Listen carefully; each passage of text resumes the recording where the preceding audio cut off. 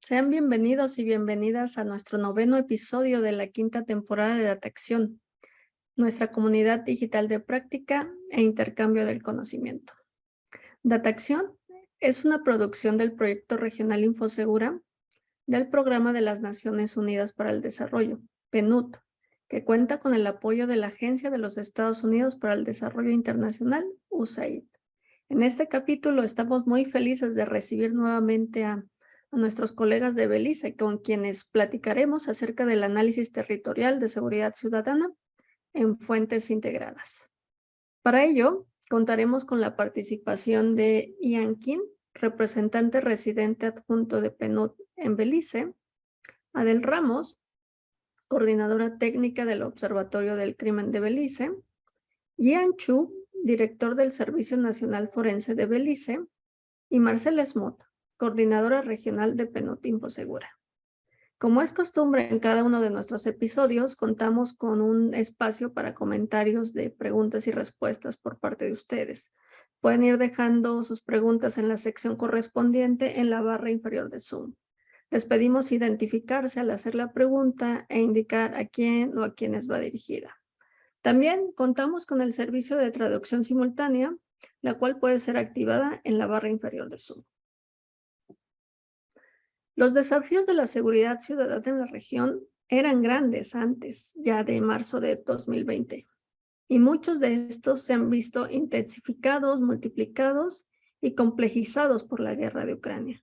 Ante este escenario, la respuesta del PNUD se basa en generar y aprovechar oportunidades y soluciones innovadoras, sobre todo explorando y escalando las mejores prácticas para construir sociedades más justas, pacíficas e inclusivas. En este marco, quiero ceder el espacio a Ian King, representante residente adjunto de PNUD Belice, quien nos ofrecerá las palabras de apertura del episodio. Adelante, Ian. Bienvenido.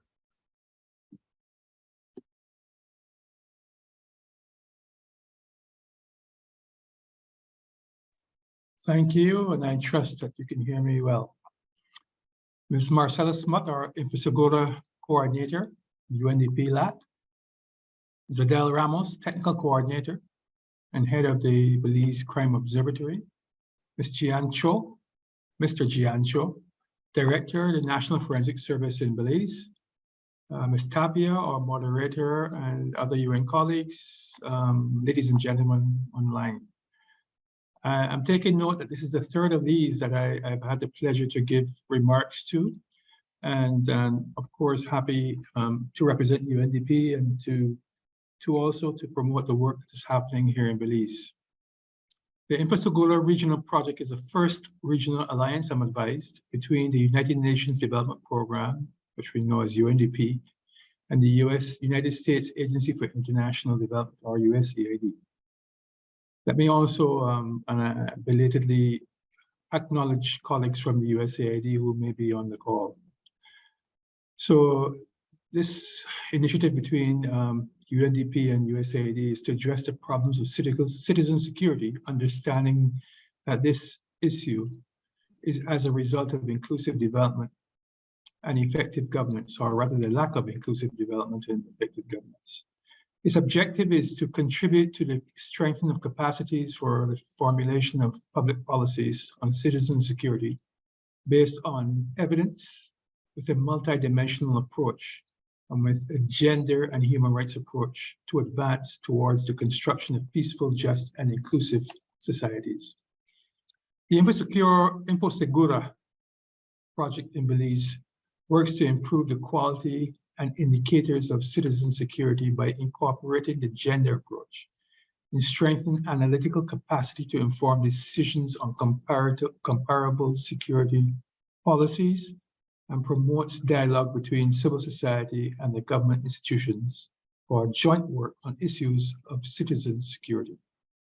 Our work in country has been progressive through successful collaborations, through critical partnerships with the government partners, namely the Belize Police Force, the National Forensic Service, of which you will hear, the Belize Central Prisons, and other key civil society organizations, and of course the Belize Crime Observatory coordinating all of this. We, of course, need to acknowledge our UNDP regional office and the project unit led by Ms. Marcella Smith for creating knowledge sharing platforms such as Dataccion. In this phase of the project, the two components and two results established in 2014 when this project initiated will be maintained. Work will be deepened to continue advancing in data quality, higher levels of information disaggregation, and development and dissemination of periodic analyses of citizen security with a multidimensional approach and with a gender perspective. Additionally, the technical and digitization components will be strengthened.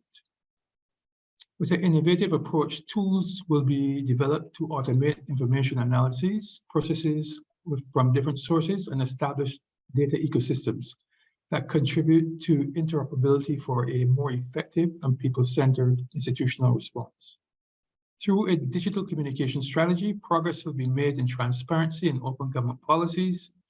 Information management will be expanded to include criminal justice system institutions. Finally, the development and use of early warning tools, prospective analysis, and conflict-sensitive analysis will be promoted, which will allow for a more effective and timely response to violence associated with crisis and social conflict. I therefore look forward to hearing from my colleagues, Ms. Ramos and Mr. Cho. I think you'll find their presentations quite interesting, and I look forward to hearing engagement around the information they shared. Certainly, what we would all want to see is how, as this investment, how is this tremendous knowledge base and data platforms, how have these begin to inform what government of Belize is doing as it pertains to citizen security. So thank you. I'm sure I've gone over my time, but I do thank the organizers for giving this opportunity to introduce the Belize team. Ms. Tapia. Muchas gracias, Ian, por tus palabras y por resaltar el trabajo que hemos realizado en conjunto con las instituciones nacionales en Belice y la importancia de la colaboración entre todos. A continuación, los altos niveles de desagregación de datos favorecen la identificación de los grupos poblacionales y las áreas geográficas que viven en condiciones de mayor vulnerabilidad. Esto con el fin de focalizar intervenciones para que nadie se quede atrás. Desde el PNUD Infosegura impulsamos el desarrollo de análisis con mayores niveles de desagregación, territorialización y georreferenciación, mediante el apoyo de iniciativas como el Belize Crime Observatory, que contribuyen a comprender el fenómeno de la seguridad ciudadana en toda su amplitud. A continuación, le cedo el escenario a Adel Ramos, quien presentará el análisis territorial de seguridad ciudadana de fuentes integradas en Belice. Adelante, Adel.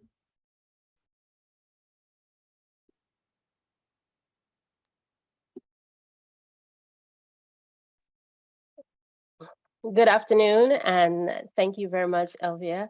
Thank you very much, Mr. King, for that warm introduction. And of course, it's a pleasure to be here presenting on the topic of citizen security from integrated sources in Belize. In this presentation, we will provide an overview of the advances made under the Infosegura project to support the interagency sharing of crime data and information, as well as the establishment of Belize's crime intelligence architecture. Today, we also showcase the contributions of the National Forensic Science Service to these initiatives. As you can see on the screen, this is a visual of some of the most current data that we have. I'd like to publicly congratulate the National Forensic Science Service for converting from paper-based data collection to a digital tool that allows us now to get data in a much more timely manner. And I'll tell you a little bit more about this later. But the National Forensic Science Service is one of our key data sources, or key official data sources. The Belize Crime Observatory is the national repository of crime data and information. And so the information that it provides to stakeholders are captured from key agencies along the continuum of justice. Of course, this is not all because the judiciary isn't here, but on a regular basis, we do get data from the Belize Police Department, the Belize Central Prison, the National Forensic Science Service, the Statistical Institute of Belize, and the Ministry of Health and Wellness Epidemiology Unit. I'm going a little bit too fast there. So what you see on screen here is a concept diagram for the interagency mechanism for data sharing. And this diagram came out of dialogue and consultations with our key source agencies, how to make data sharing work. So it's not all about the technology, it's not all about the documentation, about the data, but I always say that it is people who make things happen. Without people, you really can't get anywhere. And with the right people, committed people, people who are willing to go that extra mile, then of course it will all work out very well. You can have your formal MOUs, you can have the best technology in the world, but without these essential people within the framework, we would not be seeing the success that we're seeing. So I actually need to thank Infosegura, USAID, UNDP, and our interagency partners for helping to make this possible. And this here is a big vision for us here in Belize. It's called the Crime Intelligence Architecture, abbreviated CIA. And it looks at the whole cycle of data collection all the way through to evidence-based decisions and everything in between. And what we found is that, yes, sometimes there's a lot of emphasis put on the technology, but sometimes there's a gap in terms of basic processes and procedures for even capturing data. And so whenever you're scaling up your infrastructure, whenever you're investing, you always have to ensure that you strengthen the capacities from the very bottom. But then there's the other side to that where, all this work being put in on the ground has to pay some dividends somewhere. And that's the other end of the chain where we want all this hard work then to drive evidence-based decisions and policies. So thankfully, we are seeing a more proactive approach in this regard. I would like to say that the Ministry of Home Affairs and New Growth Industries has really placed a lot of emphasis on innovation and technology. That's the parent ministry of the Belize Crime Observatory. And so even the minister now has access to his dashboard where he can monitor some of the crime situations that's provided through a collaboration between the Belize Police Department and the Belize Crime Observatory.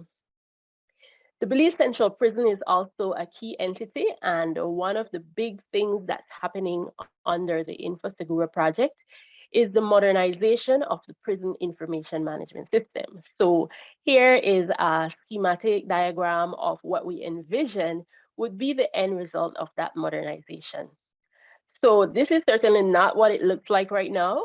The data sharing is still, a lot of it is still in hard copy, not necessarily interoperable, but having this modernized framework in place would facilitate more timely data sharing.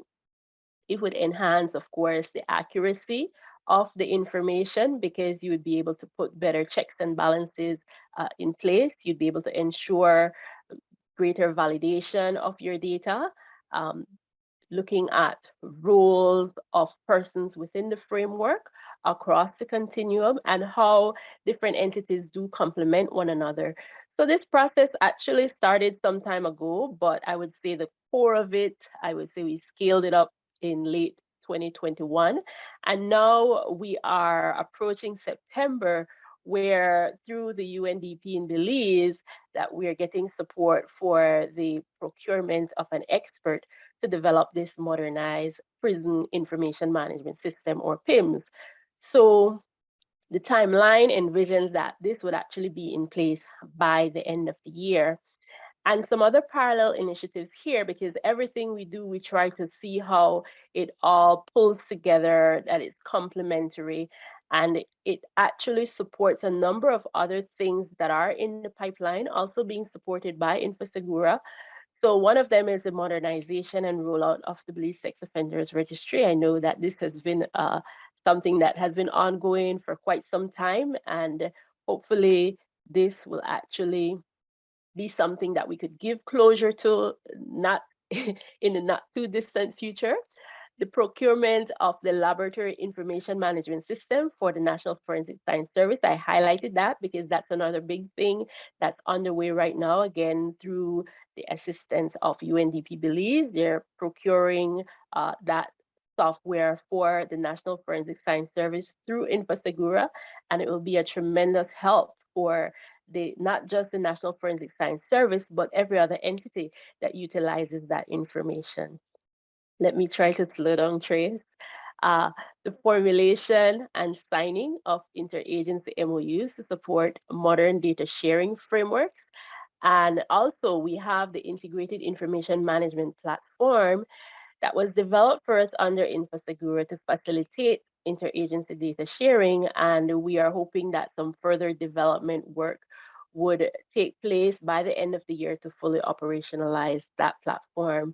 Of course, the policies and procedures are very key to this, and the training, capacity building. And so currently we are undergoing some training from an expert, again, who was contracted by UNDP Belize to provide capacity building for training of trainers at this point, and then those trainers are expected to train other persons across our agencies. Then with respect to the deployment of the laboratory information management system, that is something also that actually may be accelerated and could be completed by the end of this year, with full deployment hopefully by the first quarter of 2023, which is right around the bend, right? I'd like to say thanks again to USAID Infosegura for supporting this work. And last October, the National Forensic Science Service was the recipient of some rugged tablets. And these tablets were very important in the process of digitalization of the capture of medical legal data, the autopsies that are done here in Belize. And so we collaborated with the National Forensic Science Service to develop an instrument that they now use to capture data on postmortems. So I'd like to share some of that with you right now. Just a quick little preview of our work. And here, this data, like I said, it is the most current that we have actually from our source agencies. And so we could have actually pulled the data up to the end of August, a couple of days ago. And so we have here our comparative data. I'll just show you 2022. And I know my friend Mr. Cho has even more updated information. Here are the counts of the autopsies that have been done since the start of the year. And then it tells you how many percentage male, females, and then by age categories, right? And this is the count, remember, it's just 2022. And then we could look at manner of death. So if we wanted to say, just look at the homicides, we'll see there how that's distributed, right, relative to the others. And I think I knew I had checked something extra. All right, there we go. Now, male-female ratio there and the age categories. If we go to the other page, we'll see here distribution by district. So Belize is divided into 6 districts here. So this is the district with the largest population. So of course, you'd expect it to have the largest count. Now it's showing me the data since the start of 2020, but I just want to see 2022 here. And it's showing me by district how many autopsies And then, of course, you could view by manner of death. And let's say if we wanted to just look at natural causes, we would see how that's distributed by district and by sex. Very interesting though, because if you look at this next slide here, when we look at year to date, this is only to August for each year, we'll see here that deaths from natural causes have been increasing substantially. It's actually over 30% over that period. This is the homicides. And then we have here suicides here. And then we have road traffic fatalities. And then this is showing you the timeline. So again, we have a couple more to add to this actually, so which would make August the month with the highest count for 2022. And then these are our comparisons for the previous years, 2020 and 2021. So that's just to give you a bird's eye view of some of the data that we do get from the National Forensic Science Service. And like I said, given that they have moved to digitalization, it means that this data is available almost virtually in real time. I mean, within 24 hours. So hats off to them. I'd also like to share that we have been working on a media gallery of products.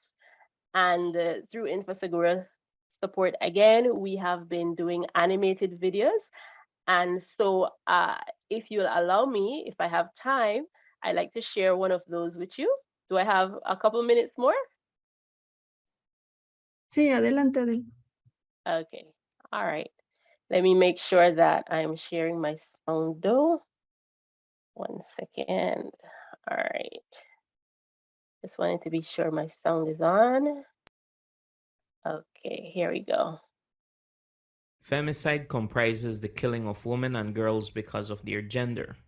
In 2020, 47,000 women and girls were killed by intimate partners or other family members worldwide. This indicates that every 11 minutes, a woman or a girl is killed by an intimate partner or another family member. Belize recorded 125 murders in 2021, in which men accounted for 9 in 10 murder victims. However, the gender mix of murder victims varies greatly depending on the situation. Although women account for less than 1 in 10 murders, they carry a disproportionate burden of deadly violence in the home. Almost 2 in 3 women who were killed in Belize during 2021 were killed in gender-related violence, either due to family violence or sexual violence. In 40% of the recorded femicide incidents, a son or daughter was also murdered along with their mother. Firearms and knives were used 29% of the time, respectively, while the remaining 43% of cases used miscellaneous objects or means. In 2021, 64% of women murdered were victims of gender-related murders or femicides. For more information, visit our website at bco.gov.bz. The Belize Crime Observatory. Inform, interpret, influence.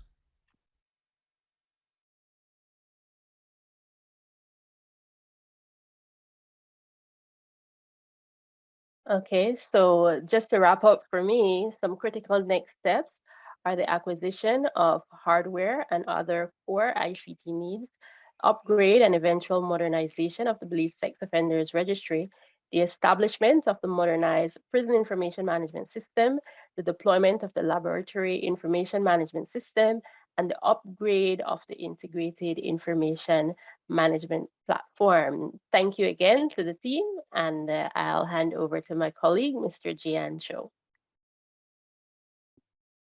Thank you, Adele, for your... Muchas gracias, Adele, por tu presentación y por compartir con nosotros los análisis que lleva a cabo el observatorio en conjunto con socios estratégicos como es el Servicio Nacional Forense y también por los adelantos que se vienen dentro del observatorio. Los invitamos, antes de continuar con la intervención de Gian, les recuerdo que pueden ir dejando sus preguntas en la sección de preguntas y respuestas de la barra inferior de Zoom. No olviden identificarse e informar a quiénes o a quiénes van dirigidas. Adelante, Gian. El escenario es tuyo. All right, thank you very much, Elvia, and good afternoon to all our colleagues, both within Belize and beyond, and especially to our multilateral, lateral, and bilateral partners. To follow up on, and I will try to be mindful of my pace so that the interpreters can capture as much as I say. I will follow up from what Ms. Adele was explaining in terms of how we have digitized a particular process. I'll focus in on the information arising from forensic autopsies that the National Forensic Science Service has begun to regularly capture and store in an electronic form and to use for data sharing, data cleaning, data validation, as well as data aggregation and disaggregation. So I'll be focusing on that particular aspect. As Adele mentioned, we have been benefiting from this continued support through the Infosegura project in partnership with the Belize Crime Observatory for the past 4 years now. And it has revolutionized some areas of our regular work in terms of moving from paper-based to electronic, but also to have more timely, almost real time, as Ms. Adele had mentioned, access to information. So for what I am referring to is terms of data collection, we moved from, since 2018 to now, we moved from strictly manual data collection process on the information stemming from forensic autopsies, and that was done mainly through the use of ledgers or books. That is now, we transition to electronic data capture that can be done at the morgue using any cellular phone or the tablets that we also, the rugged tablets that we receive through the project. All that is needed is basically internet connection. We are also doing electronic data entry. So since 2018, we have begun to regularly enter the data into electronic form. And the picture here on this slide shows that process occurring. We started out capturing or entering the electronic data in the form of spreadsheets, and now with the launch of the IMP, Integrated Information Management Portal, we just need to convert the spreadsheet into CSV files to be able to upload them. Through the IMP as well, we have data sharing, and some of that in the earlier phases of the project. I think it was 2019, late or early 2020. Some of that data sharing involved interagency data validation exercises where the forensic department, which is separate from the police department and the crime observatory, met on a few occasions, also at the Ministry of Health epidemiology unit, to validate, and we focused in on road traffic fatalities for some of those few sessions. But through the participation in this project, we have partnered with our agency or interagency counterparts on data sharing, data validation, and then having access to tools for data aggregation and disaggregation assists us in making informed decisions. And I know that's one of the end results of this project, to be able to better utilize data, crime-related data, citizen security-related data, to make decisions at the government level, policy decisions, or as I'll show you later in the presentation in a couple of minutes, decisions relating to budgetary allocation or resource allocation as well. So the daily capture of data from, sorry, I'm getting an echo here. the data, the daily capture of data, of forensic autopsy data in the morgue is done using an app, an ArcGIS app that we have, or that the Crime Observatory, as part of this project, had assisted us to deploy. And it can be filled in, like I said, anywhere where there's an internet connection, whether using the tablets or the secure platform through, I think it's a Survey 123 or ArcGIS. So this, what I'm showing on the screen here is a slight 1 day more updated than Adele's data that she showed. This one is accurate as of yesterday. So the total medical, legal, or forensic autopsies done for 2020 since 1st January, sorry, for 2022. Since 1st January 2022 to August 31st, we have done 412. And every day this is updated by our personnel in the morgue using, like I said, the app, the secure app, the secure login for forensic personnel. And so prior to this year when we launched this, I, as a decision maker for the department, did not have real-time data at my fingertips every morning. I could log in and see this. I did not have this in previous years. My predecessors did not have it. So this is a very new initiative. It helps us to stay informed of where we are year to date in terms of the total forensic autopsies conducted. And this is just one dashboard, or one view of the dashboard app that we have. There are several other views that I'll show you on the coming slide. Some that I have not showed include the total number of autopsies that were done by each of our 3 medical examiners. So we can see how the workload is being distributed across our 3 forensic medical examiners. We can also see a breakdown by month. And this shows you that it fluctuates throughout the year, but an important point, or an important thing that we can capture right away, unlike in previous years where we were not integrating our data with our sources or even capturing data as often as this. We can see that this August that ended yesterday, we did 62 autopsies. That is the second highest number of autopsies that our office has done in any given month since we started collecting this data.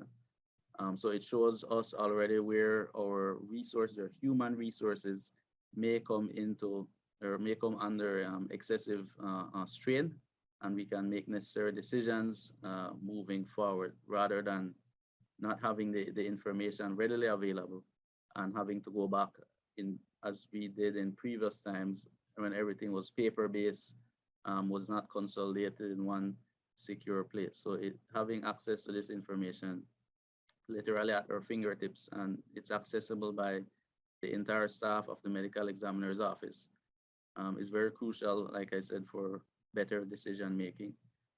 In terms of data sharing or more transparency, these apps, I think at least on a couple different occasions, it was shared with some of our media colleagues. This particular screen here, the dashboard, shows how many homicide cases we have done for the year.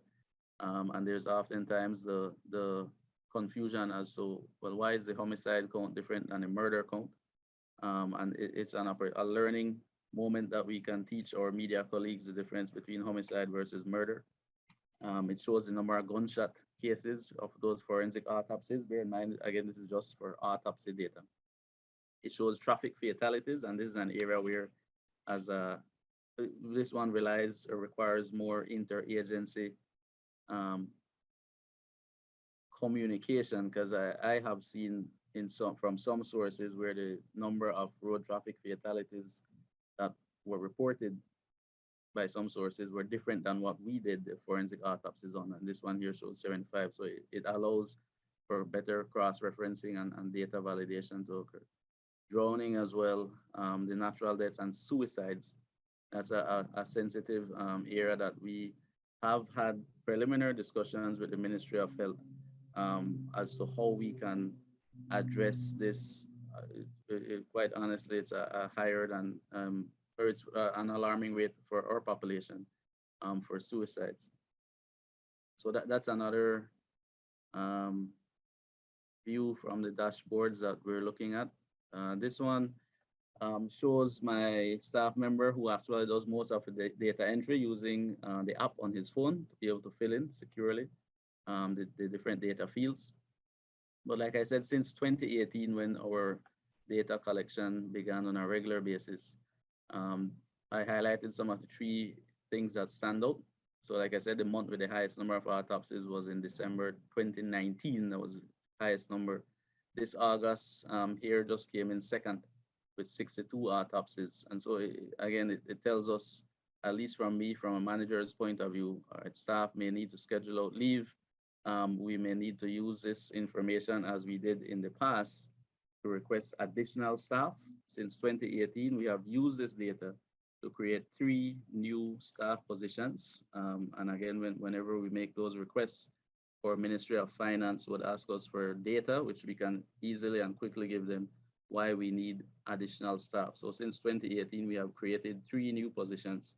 And we've already started, we filled 2 of those 3 new positions. One of them is still pending filling, but the data allows us to justify an increase in budgetary allocation.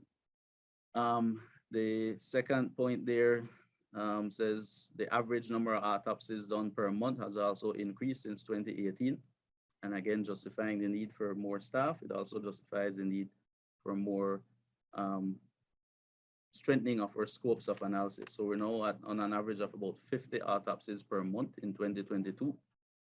And we, similarly to request for new staff, we have since 2018 to now invested in new scopes of analysis. We have received new equipment for further toxicology analyses and histopathology analyses that will support forensic autopsies. Right? Those scopes are still being rolled out, but we received the equipment. We're able to justify to donors based on these data that we have collected. These are the areas that we need to prioritize for future development of our scopes. And then the third point there shows on a bigger picture, we're able to share our information with the Ministry of Health, who since 2010 to now, and through this data integration exercise or efforts, Ministry of Health has been able to do more timely reconciliation of the epidemiological data from the medical certificates of cause of death. And I apologize to the interpreter, I realize I've been going a bit quickly.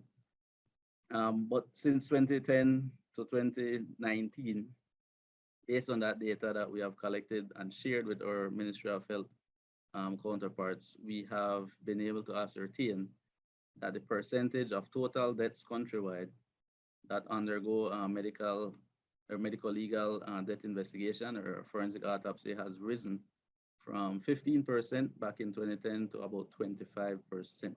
So it means that more deaths are going through the scrutiny of forensic medical examination than a decade ago. And so we're able to gather that sort of information on a more timely basis. Other outcomes of this data integration, and I realize that I'm almost out of time, so I will try to wrap up on the coming slides. We have increased the visibility of forensic science services. So we're not just saying without quantifying or without putting numbers to what we're communicating to our stakeholders or public, but we're now able to put numbers to the types of cases, the outcomes from cases, etc. So we're able to have increased visibility in an effort to raise the confidence, the public confidence in the system.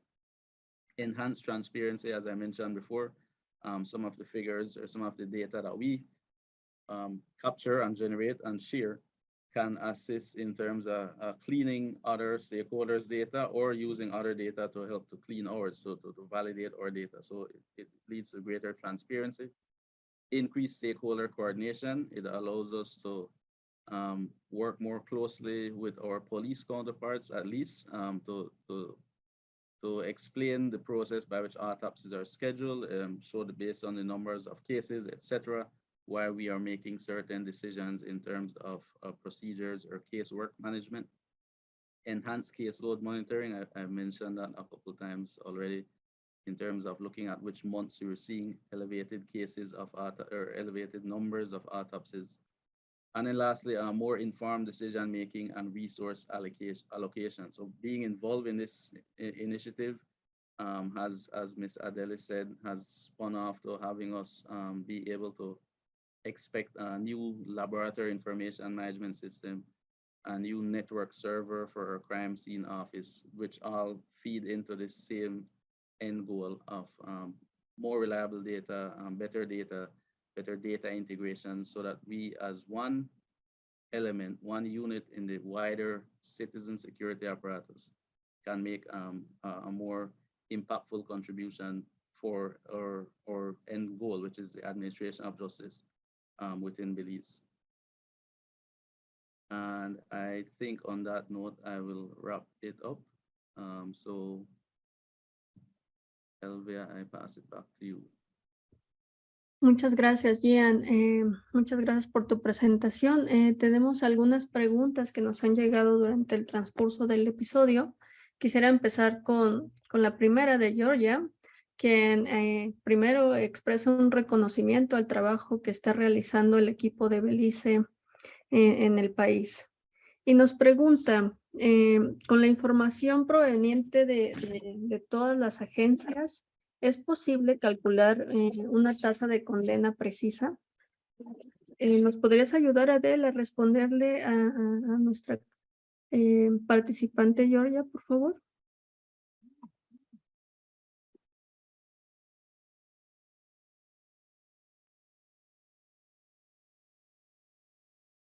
Adele? Hi. Hi. Yes, I'm on. Thank you very much for your question, Ms. Georgia Belice here. Yes, so this discussion came up a few months ago with regards to conviction rate, and I think one of the key ones is the murder conviction rate.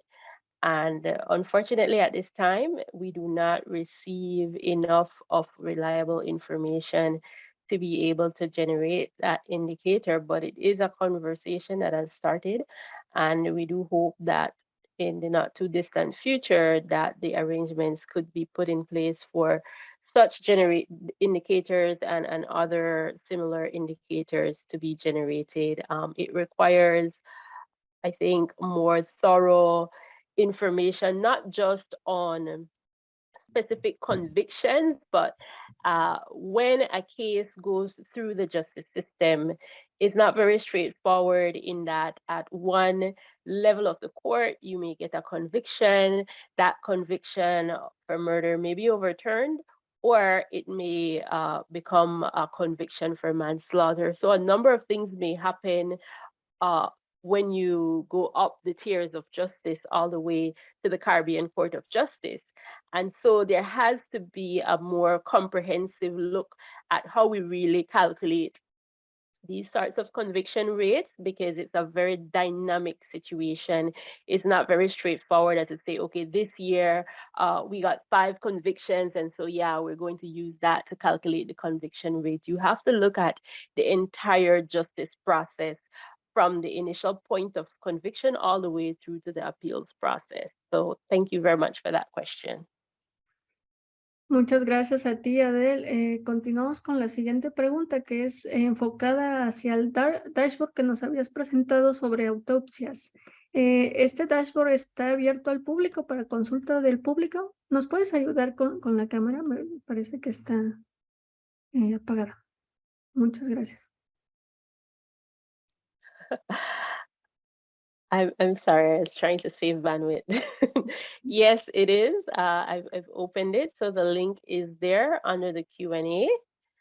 And I guess you could go ahead and click that link and confirm that you're able to access it. Ok, perfecto. Muchísimas gracias. Has anyone tried it? Sí, lo pudimos hacer. Muchísimas gracias. All right, wonderful. Y finalmente, ¿cómo traducimos todos estos análisis que genera el observatorio en acciones de política pública?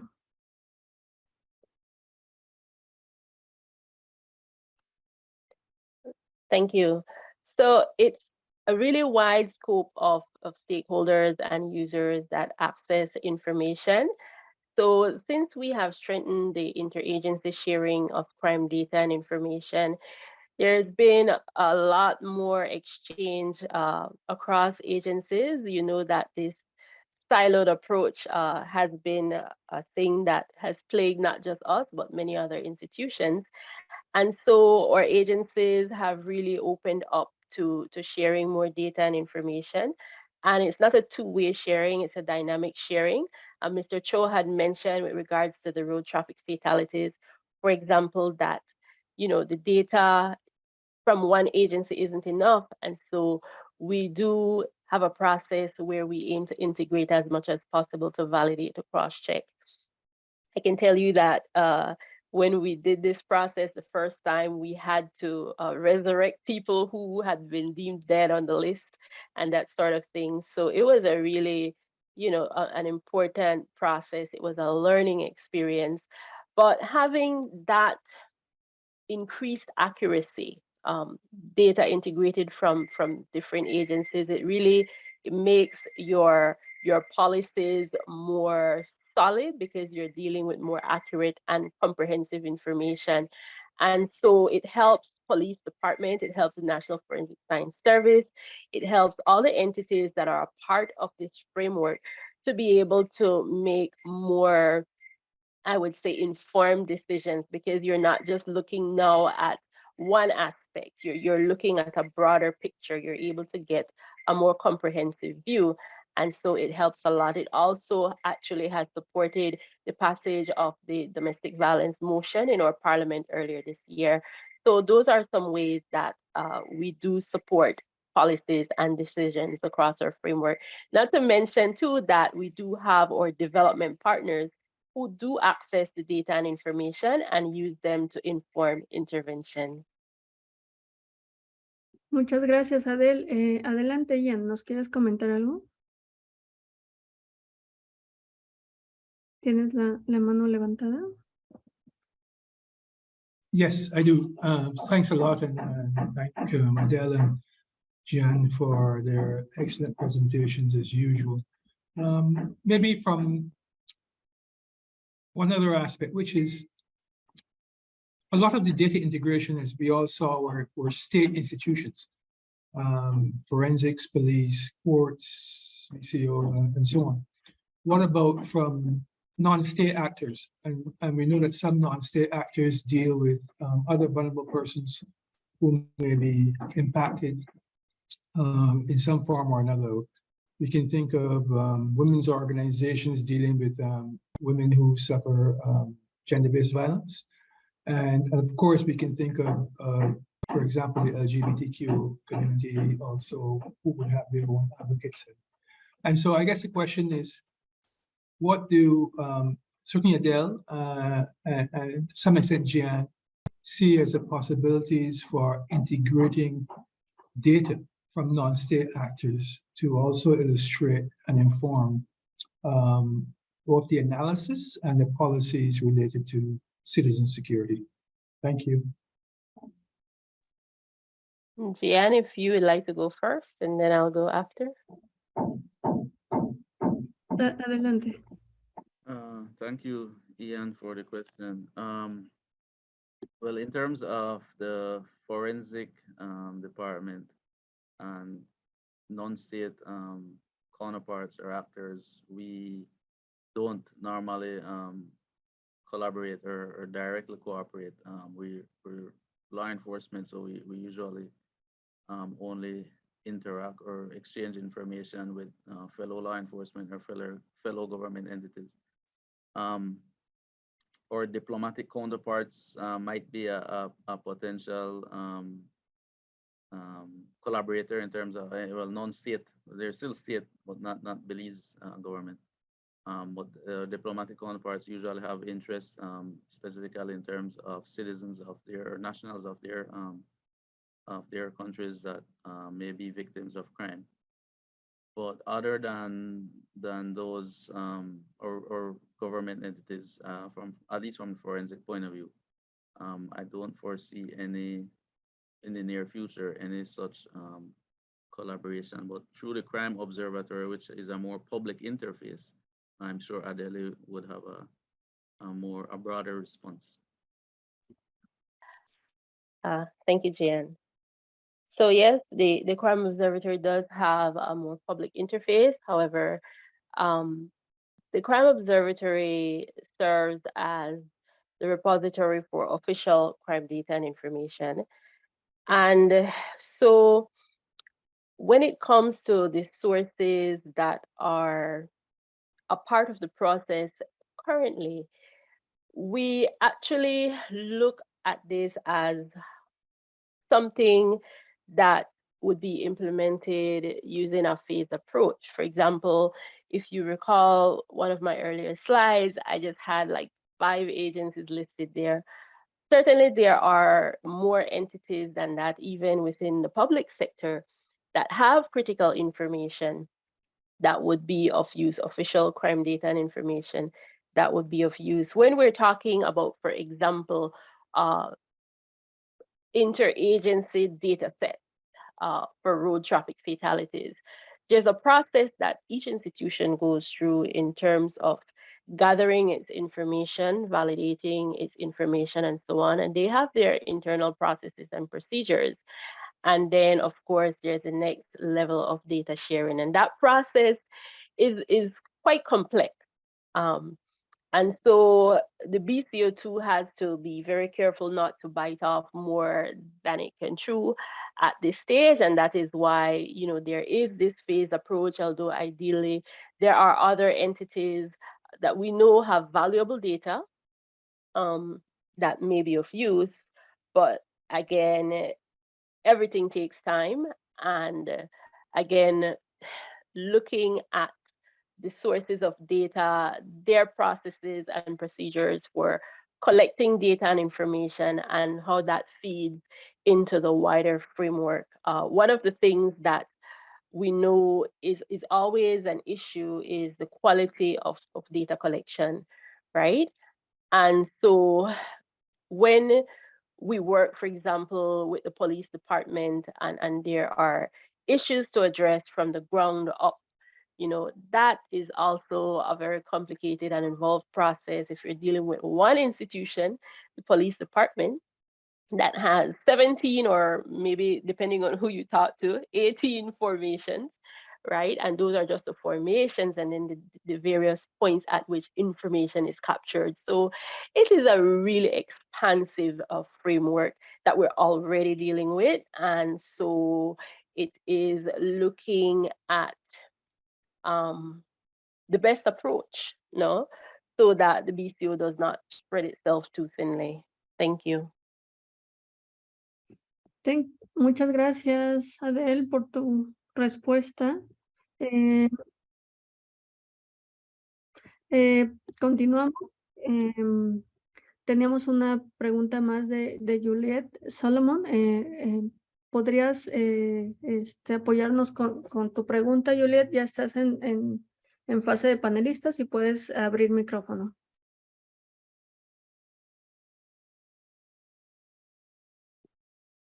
Juliet, ¿nos escuchas? ¿Estás disponible para darnos tu pregunta de manera a través de voz, o también la puedes dejar en la sección de preguntas y respuestas?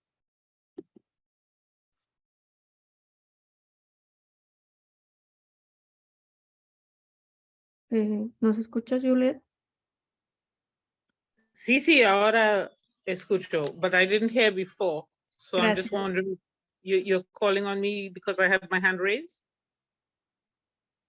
Adelante, puedes hacer la pregunta o tu comentario. Okay, my question was that Ian has just mentioned things about the accessibility of data for things like women's groups, etc. I was wondering, and I think I've had a discussion in the past, or many discussions in the past with Jan Cho, about the use of data that is generated by, use of the services of the forensic branch. And one of the things that he said to me, and Jan, you can tell me if I misremember, was that there are never defense attorneys asking for this information. And I think that's a very important part of the sort of justice cycle. And I think that speaks to what Ian was saying about what kind of data is available to not only CSOs and women's groups, but defense attorneys when they are defending their clients in court or against charges. So I was just wondering if any thought had been given to that. Thanks. Thank you for the question, Juliet. But in terms of defense attorneys, they have access to so different kind of data. And forgive me if I don't recall the exact definitions for information versus data. But defense attorneys have access to the actual forensic reports because they would need it to defend their clients. But my response to Ian's question was more not pertaining to the forensic reports, but the combined data that some of which we were presenting here today. It would not be typical for defense attorneys to ask for those kind of statistics. However, if they would ask for it, such requests would be given to we could provide them with the links as Ms.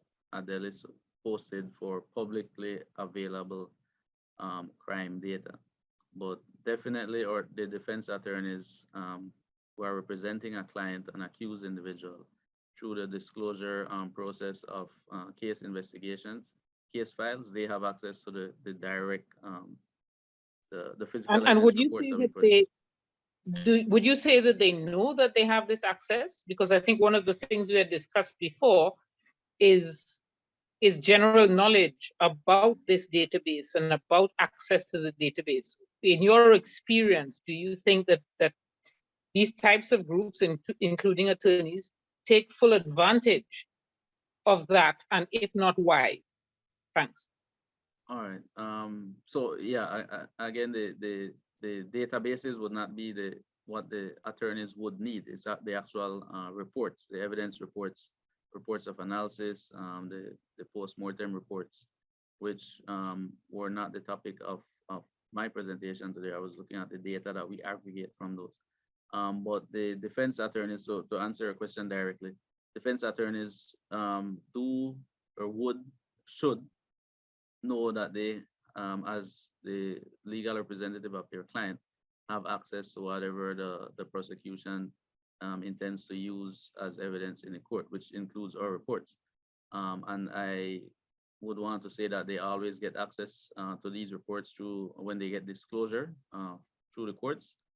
The question, which is a question that I don't have the answer to today, is whether defense attorneys know that they can communicate with the forensic experts to ask questions on that particular report, if it may help in the defense of their clients, in representing their clients.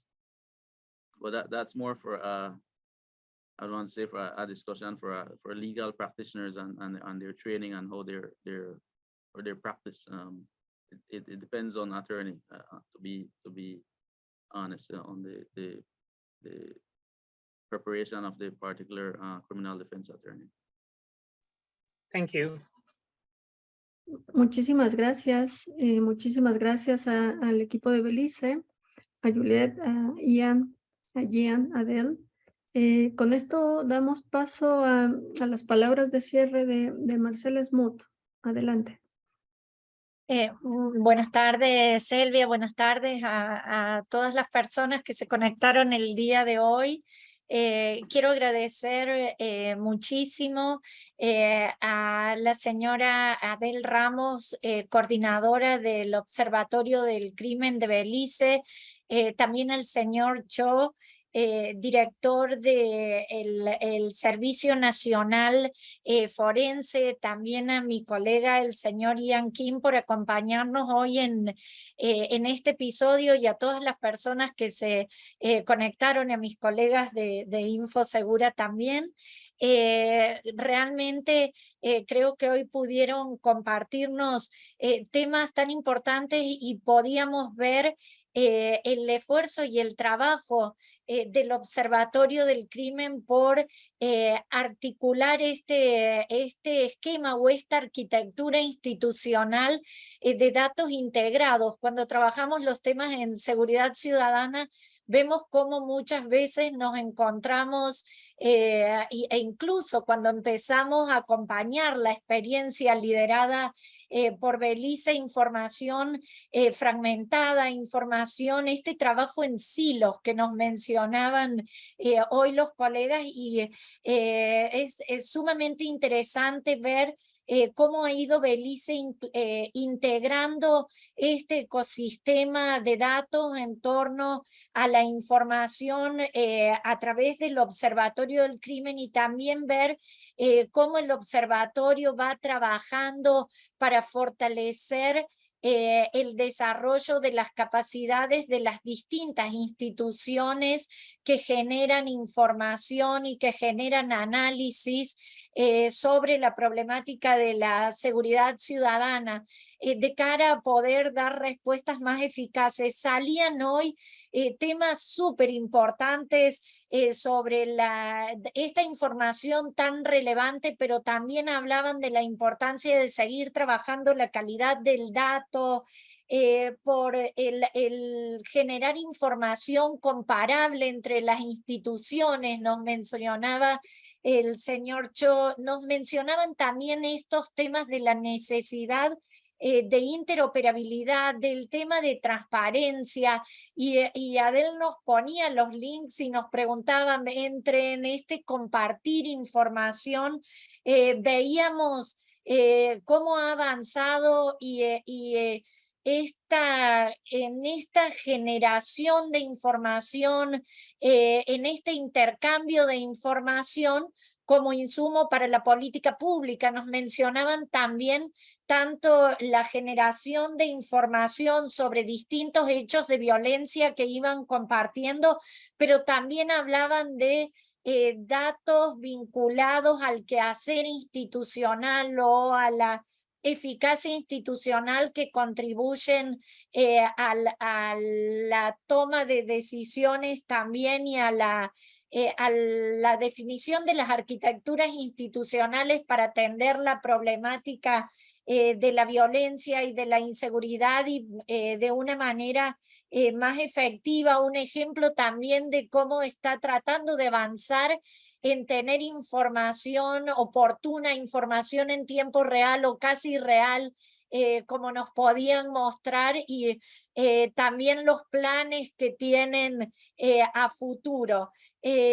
Nosotros seguimos muy de cerca trabajando con ustedes en el día a día y listos también para continuar en este proceso de desarrollo de capacidades para recolectar información, también para analizar información, como nos mencionaba recién en su última intervención el señor Cho, y por supuesto para compartir los análisis de cara al diseño de políticas públicas, acompañar la implementación de las políticas públicas, los procesos de evaluación de políticas públicas basadas en evidencia que las distintas prácticas o las prácticas más relevantes o con más resultados han mostrado justamente estar basadas en información oportuna, confiable, de calidad, con altos niveles de desagregación, con perspectiva de género.